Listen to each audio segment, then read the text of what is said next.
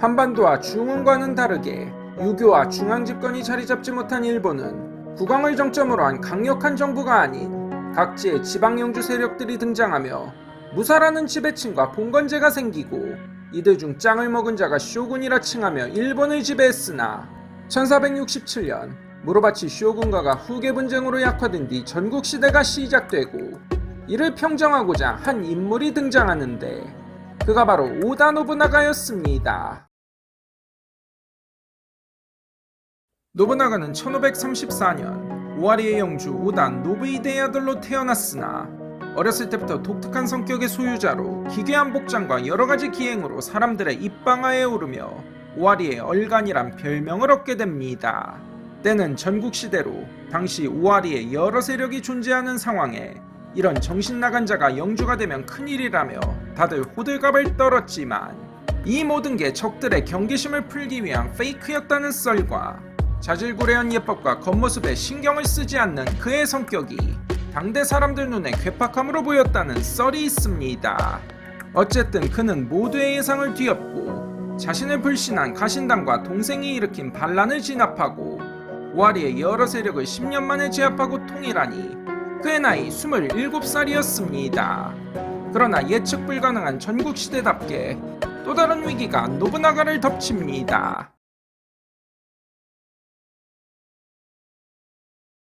서기 1560년 토카이도 제1의 무사이며 100만석의 대영주 이마가와 요시모토가 3만의 대군을 이끌고 오와리를 침공합니다.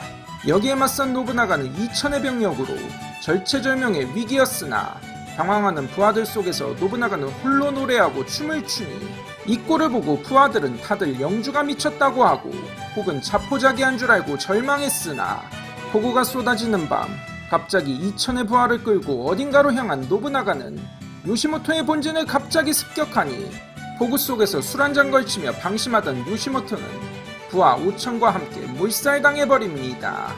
오와리에서 양아치 짓을 하던 시절 곳곳에 지역을 파악하고 농민들과 친구를 먹은 그는 지역민들을 통해 정보를 얻으며 때를 기다리다 제대로 한 방을 질렀고 이게 대박이 터진 겁니다.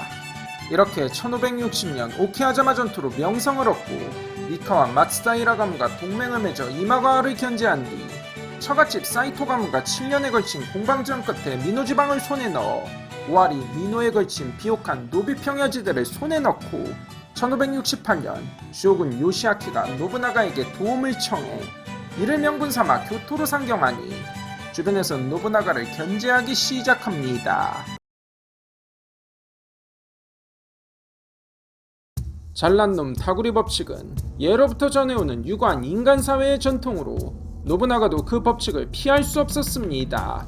1570년 아사쿠라 가문을 공격하던 중 처남인 아자이 나가마사의 통수를 시작으로 노부나가의 급성장을 시기하던 다이묘들이 결집하기 시작하고 자신을 한나라 헌제처럼 허수아비 삼으려는 노부나가를 두려워한 쇼군 요시아키가 이들을 몰래 선동해 노부나가 포위망이 형성됩니다.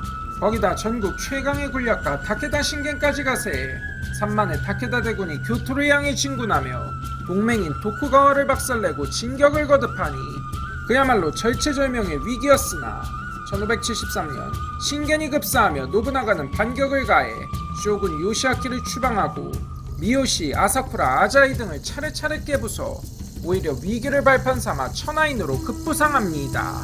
1575년 나가시노 전투에서 철포부대를 앞세워 다케다의 기병대를 작살낸 노부나가는 1576년 새로운 본거지 아즈치성을 쌓아 위세를 과시하지만 신겐의 라이벌 우에스기 켄신이 다시 노부나가 포위망을 만들며 노부나가를 압박 5만에 달하는 대병력이 단숨에 몰살당하며 위기를 겪지만 1578년 우에스기 켄신이 급사하자 또다시 위기를 넘기고 천하통일에 한 발 더 가까워집니다. 이쯤 되면 노부나가에게 데스노트라도 있는가 싶겠지만 사실 평균 수명이 지금보다 훨씬 못했던 시대였기에 그냥 운이 좋았다고 보는 게 맞을 듯합니다.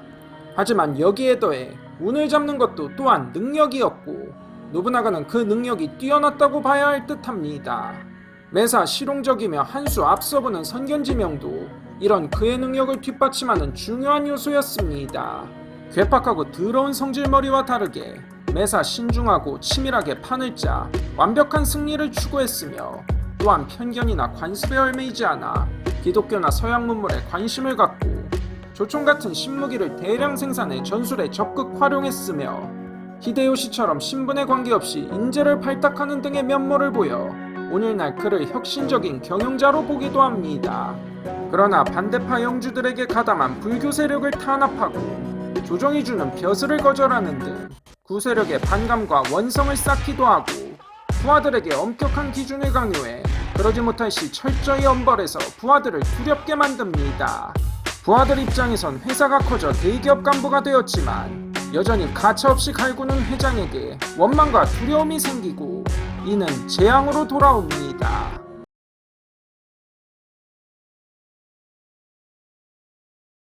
1582년 3월, 노부나가는 전국 최강이었던 다케다 가문을 멸망시켰고, 우에스기는 후계자 문제로 가문이 분열되어 약화되었으며, 남은 걸림돌은 서방의 패권자 모리 정도였으니 천하 통일의 위협이 코앞에 있었으나, 1582년 6월 탄바의 영주 아케치미스 이데가 13,000명의 대군을 돌려 갑자기 노부나가가 머무는 교토 혼노지를 습격하니, 기습을 당한 노부나가는 저항하다 결국 불길 속에서 자결합니다.